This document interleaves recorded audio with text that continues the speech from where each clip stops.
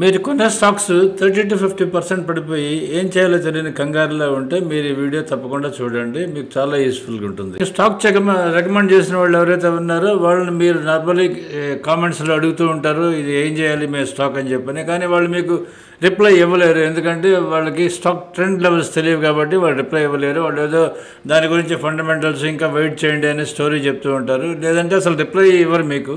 ఆ టైంలో మీకు చిరాకు కంగారు మొదలవుతుంటుంది.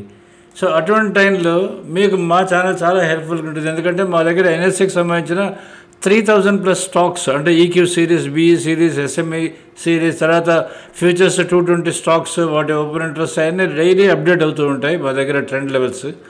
మీరు మా ఛానల్ సబ్స్క్రైబ్ చేసుకొని మీకు కావాల్సిన స్టాక్ ఏదైనా సరే మీరు మా కామెంట్స్లో కానీ పోస్ట్ చేస్తే, మా టెలిగ్రామ్ ఛానల్ కానీ మీరు కానీ చేరితే మేము తప్పకుండా మీకు మా టెలిగ్రామ్ ఛానల్లో మీరు అడిగిన స్టాక్ ట్రెండ్ లెవెల్స్ మేము పోస్ట్ చేయడానికి ట్రై చేస్తాం.